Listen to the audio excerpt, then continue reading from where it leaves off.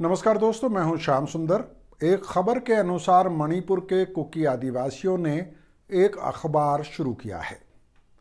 इस अखबार का नाम जालेन अवगिन रखा गया है, जिसका मतलब होता है क्रांति की आवाज़। खबर में यह बताया गया है कि मणिपुर में जातीय हिंसा के बीच इस अखबार को शुरू करने का मकसद ताज़ा हालातों के बारे में स्थानीय लोगों को सही सूचना पहुंचाना है।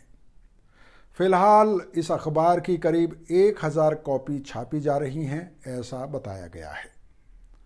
यह अखबार आम कुकी लोगों तक धरने, प्रदर्शन और समुदाय के नेतृत्व की अगली योजना से जुड़ी खबरें ज़्यादा पहुंचाता है। हम इतिहास की किताबों में पढ़ते हैं कि आज़ादी की लड़ाई के दौरान क्रांतिकारी अपने स्तर पर अखबार निकालते थे। कुछ अखबार तो हाथ से लिखे जाते थे, लेकिन सूचना क्रांति और आर्टिफिशियल इंटेलिजेंस के इस दौर में जब सेकंडों में खबर दुनिया भर में फैल जाती है, इस तरह की खबर एक विरोधाभास को सामने लाती है। मणिपुर में 3 मई से हिंसा की शुरुआत हुई और अभी तक जारी है। राज्य में भड़की हिंसा को काबू में करने के लिए इंटरनेट को बंद कर दिया गया था।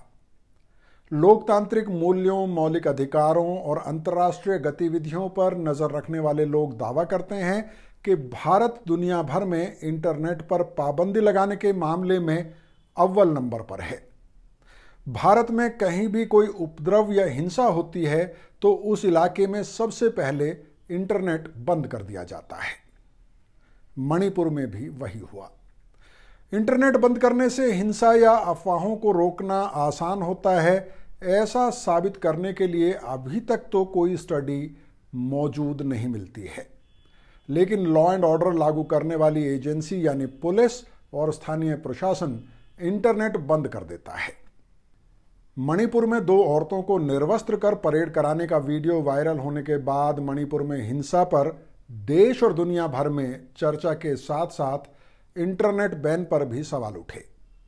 यह सवाल भी उठा कि क्या सचमुच में इंटरनेट बैन इसलिए किया गया था कि अफवाहों को रोका जा सके, या फिर मणिपुर में क्या हो रहा है उसकी खबरें देश तक ना पहुंच सकें, इसलिए इंटरनेट बंद कर दिया गया था। क्योंकि 2 महिलाओं के साथ यह वारदात 4 मई को हुई थी और इस वारदात की रिपोर्ट पुलिस में भी दर्ज थी। लेकिन जब तक वीडियो वायरल नहीं हुआ, देश को इस बारे में पता नहीं चला। इस घटना का वीडियो वायरल होने के बाद महिलाओं के अधिकारों के लिए काम करने वाली कार्यकर्ता एंजेलिका आरिबम ने मणिपुर में चल रही हिंसा के इतना लंबा चलने के पीछे जो कारण गिनाए हैं, उनमें से एक इंटरनेट बैन भी है। एंजेलिका ने अखबार में इस बारे में एक लंबा लेख लिखा है। वो मणिपुर की ही रहने वाली हैं। उनका कहना है कि मई के महीने में हिंसा को काबू करने और कानून व्यवस्था को बहाल करने के लिए करीब 30,000 केंद्रीय बल के सुरक्षाकर्मी मणिपुर में लाए गए थे। वे लिखती हैं कि मणिपुर में पहाड़ी इलाका केंद्रीय बलों के हवाले कर दिया गया और मैदानी इलाके में जिम्मेदारी स्थानीय पुलिस को दी गई। यह एक तरह से पहाड़ी इलाकों में अघोषित राष्ट्रपति शासन लागू करने जैसा है। उन्होंने लिखा है कि मणिपुर में आत्मसुरक्षा के नाम पर जिस तरह से बंदूकों के लाइसेंस बांटे गए, उससे लोगों के हाथों में आसानी से हथियार आ गया है। इसके अलावा इस हिंसा के दौरान पुलिस से भी हथियार लूटे गए और बर्मा से भी मणिपुर में हथियार आते रहे हैं। क्योंकि लोगों के पास हथियार हैं, इसलिए भी यह हिंसा लंबी चल रही है। राज्य सरकार की नाकामी और मणिपुर में कुकी और मैतेई दोनों ही तरफ भारी मात्रा में हथियारों के होने के अलावा उनकी नज़र में इंटरनेट बैन भी एक बड़ी वजह बनी है, जिससे कि ये हिंसा इतनी लंबी चली है। वे लिखती हैं कि मणिपुर में मई के पहले सप्ताह में इंटरनेट पर लगा बैन अभी भी पूरी तरह से हटा नहीं है। इस बैन से जितना फायदा नहीं हुआ है, उनकी नज़र में उससे नुकसान ज़्यादा हुआ है। इंटरनेट की गैर मौजूदगी में दोनों समुदायों में एक दूसरे के प्रति अफवाहें ज़्यादा फैलीं और उससे हिंसा और ज़्यादा भड़की। मणिपुर इंटरनेट बैन का मामला सुप्रीम कोर्ट तक भी पहुंचा था, लेकिन सुप्रीम कोर्ट ने मामले को मणिपुर हाई कोर्ट में धकेल दिया। मणिपुर में करीब 85 दिन बाद ब्रॉडबैंड इंटरनेट की सुविधा फिर से शुरू की गई है, लेकिन वो भी कुछ पाबंदियों और शर्तों के साथ।